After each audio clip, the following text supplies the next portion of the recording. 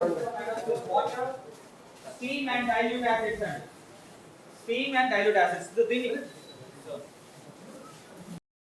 నమస్కారం అండి, బాగున్నారా? క్షమించాలి డిస్టర్బ్ చేశా. మీరందరూ కూర్చోండి. ఓకే, కూర్చోండి అండి అందరూ. నమస్కారం నమస్కారం నమస్కారం నమస్కారం నమస్కారం నమస్కారం.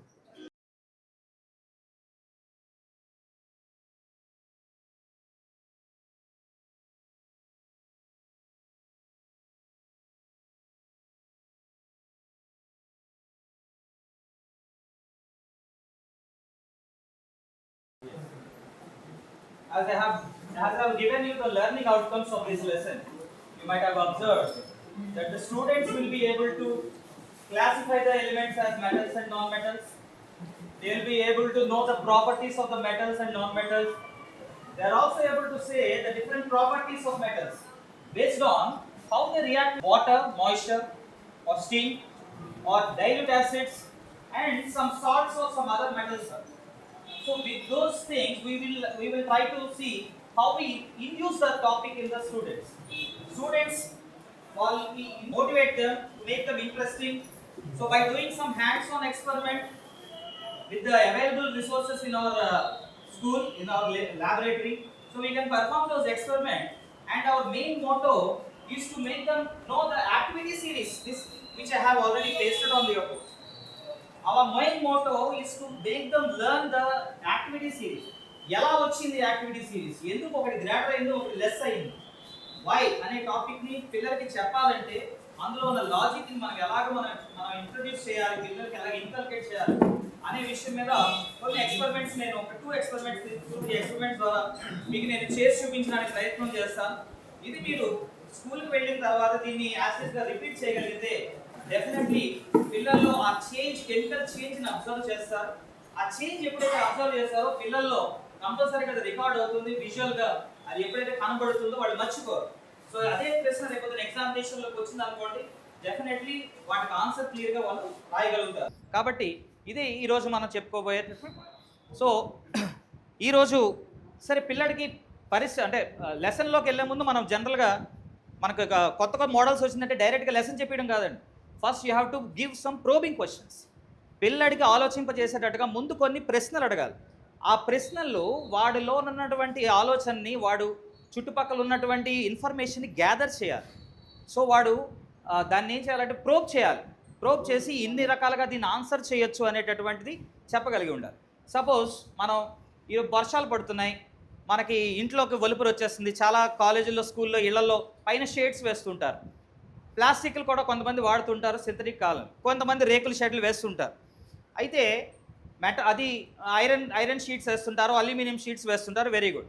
కానీ మీరు అడిగే ప్రశ్న ఒకటి కొత్తగా, వై సోడియం కూడా మెటలే కదా, పొటాషియం కూడా మెటలే కదా, why sodium or potassium is not used in making the sheets for shades అనే ప్రశ్న మీరు వేయగలిగారు అనుకోండి, పిల్లడు ఆలోచిస్తాడు. అరే మనకు తెలిసింది ఎప్పుడు కూడా ఐరన్ రేకులు లేకపోతే అల్యూమినియం షీట్సే ఉంటాయి కదా, మరి సోడియం పొటాషియం ఎందుకు వాడకూడదు అనేటటువంటి ప్రశ్న వాడికి వేశారనుకోండి, then he will start thinking why, అంటే సోడియం ఎందుకు వాడటం లేదు, కాస్ట్ ఎక్కువ లేదా ఇంకేదైనా ప్రాపర్టీ ఉందా, దెన్ హీ నోస్ దాని యొక్క ప్రాపర్టీ ఏంటనేది వాడికి తెలుసు. సో సోడియం అండ్ పొటాషియం మీరు ఎప్పుడైనా అబ్జర్వ్ చేస్తే, సోడియంని పొరపాటున చిన్న ముక్క తీసుకొని ఒక చిన్న బీకర్లో కనుక ఒక చిన్న ముక్క పడేశారనుకోండి, ఏమవుతుందండి? ఇట్ ఈస్ హైలీ రియాక్టివ్ అండి. So it explosive, almost fire అవుతుందండి. వై అన్న ప్రశ్న అడిగితే రియాక్టివ్. ఫైర్ ఎందుకు వచ్చింది? Very good, hydrogen gas release అయింది. హైడ్రోజన్ రిలీజ్ అయితే మంట ఎందుకు వచ్చింది? నేను వెలిగించలేదు కదా. Very good sir, that is an exothermic reaction. So what is exothermic reaction? Heat is river. సో హైడ్రోజన్కి ఎంతో కొంత ఇగ్నిషన్ టెంపరేచర్ ఉంటుంది.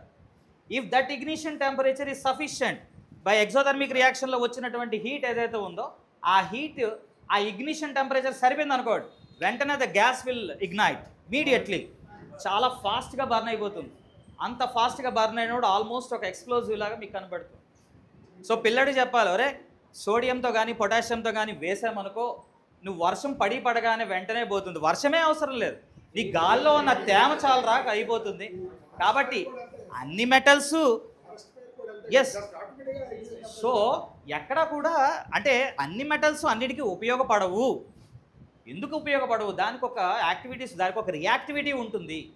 ఆ రియాక్టివిటీ ఎలా చెప్తారు అనేటటువంటి ప్రశ్న పడుతుంది. అప్పుడు అడుగుతాడు, సార్ అయితే ఎందుకు సార్ అని అడిగారు అనుకోండి, then we will introduce the topic. అరే do you know what happens when some water is added అని ఒక ప్రశ్న వేశారు అనుకోండి, దెన్ హీ విల్ సే ఏమో సార్ నాకు తెలియదు. సో మన దగ్గర ఉన్న చిన్న సోడియం మెటల్ కానీ ఒక టెస్ట్ ట్యూబ్లో తీసుకొని వేసి చూపించాను అనుకోండి, బర్న్ అవుతుంది. అది ఎక్స్పెరిమెంట్ ల్యాబ్లో చేస్తే డేంజర్ అవుతుంది కాబట్టి అలాంటి ఎక్స్పెరిమెంట్ని కొంచెం అవాయిడ్ చేస్తూ వీడియోస్ రూపంలో చూపిస్తే సరిపోతుంది. ఎందుకంటే అవి చాలా వైలెంట్గా రియాక్ట్ అవుతాయి కాబట్టి మీరు ఆ పని చేయొచ్చు. అర్థమైందా? కొన్ని ఈజీగా రియాక్ట్ అయ్యే మెటీరియల్స్ ఏవైతే ఉన్నాయో మన దగ్గర అల్యూమినియం కానీ, జింక్ కానీ, మెగ్నీషియం కానీ, వాటిని కనుక మీరు చూస్ చేసుకున్నారనుకోండి, అర్థమైందా? అప్పుడు మన ల్యాబ్లో ఒకవేళ ఈవెందో ఎగ్జోథర్మిక్ వచ్చి ఎనర్జీ ఎక్కువ రిలీజ్ అయినా కూడా మన చుట్టుపక్కల ఫైర్ క్యాచ్ చేయకుండా కూడా అది చాలా ఈజీగా మనకి చూడొచ్చు. ఓకేనా? So that is. అండ్ ఇంకొక ప్రశ్న వేయచ్చు. ఇప్పుడు ఫర్ ఎగ్జాంపుల్ యూ టేక్స్, మనం వాటర్ని స్టోర్ చేస్తాం. అందరూ ప్లాస్టిక్ వాడుతున్నారు ఇప్పుడు, okay. So plastic is dangerous అని అందరికీ తెలిసిపోయింది. అందరూ స్టెయిన్లెస్ స్టీల్ గట్రా వెళ్తున్నారు. నేను ఒక ప్రశ్న, ఒక ప్రోబింగ్ క్వశ్చన్, రే ఐరన్తో తయారు చేసినటువంటి వెజల్లో ఎందుకు వాటర్ స్టోర్ చేయకూడదు? ఐరన్ బిందులు ఎందుకు వాడకూడదు? ఐరన్ బిందులు వాడి అందులో వాడితే what will be the problem ఏంటి, దాని కాన్సిక్వెన్సెస్ ఏంటని అడిగాడు అనుకోండి. యా, రస్ట్ పట్టేసి దాని యొక్క స్ట్రెంగ్త్ తగ్గిపోయి హోల్స్ పడిపోయి, అర్థమైందా, కొన్ని రోజులకి మళ్ళీ ఆ వస్తువు పోయి, సో ఫైనాన్షియల్గా కానీ మనకి దీని పరంగా కానీ ఆ ఐరన్ గట్రా మనకు వచ్చిన ఆక్సైడ్ అది వాటర్లోకి వెళ్ళింది అనుకోండి, అది మన ఆరోగ్యానికి అంత మంచిది కాదు. కాబట్టి దాన్ని మనం అవాయిడ్ చేస్తామని చెప్తాం. That is another question. అలాగే ఐరన్ చెప్పారు రస్టింగ్ పడుతుంది అని అన్నారు, రన్నింగ్. సో ఇప్పుడు మనం చాలామంది అల్యూమినియం వాడుతుంటారు. So why does aluminium not corrode like iron అని అడిగారు అనుకోండి ప్రశ్న.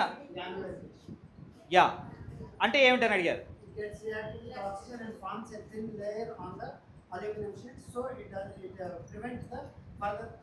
Yes, very good. So here what he said is right. Whenever you use aluminium thing, there will be a layer of aluminium oxide on the surface of the sheet. This aluminium oxide will act as an insulator. It will not make the aluminium inside will corrode avukunda adi em chesthe prevent chestundi. It will act as a protecting layer andi. ఎప్పుడైతే protecting layer ఉంటుందో further aluminium మరి decompose అవ్వదు, మరి ఇంకా మరి oxidize అవ్వదు. కాబట్టి aluminium is a good choice when compare to iron అని చెప్పచ్చు. అండ్ మనకి ఈజీగా దొరుకుతుంటుంది కూడా. That is one probing question. అలాగే there is one thing called, మీరు ఎప్పుడైనా దీన్ని ఎప్పుడైనా చూసారా అండి ఇలాగా? మెగ్నీషియం రిబ్బన్ అండి. If you see this ribbon, this is a magnesium ribbon, right? we all have in our laboratory. Very simple thing. So before we do any experiment, okay, we have to clean it with a sandpaper. And if I say why? Same is the case. ఇందాక అల్యూమినియంతో ఎలా జరిగిందో ఐరన్తో ఎలా జరిగిందో ఇక్కడ కూడా అదే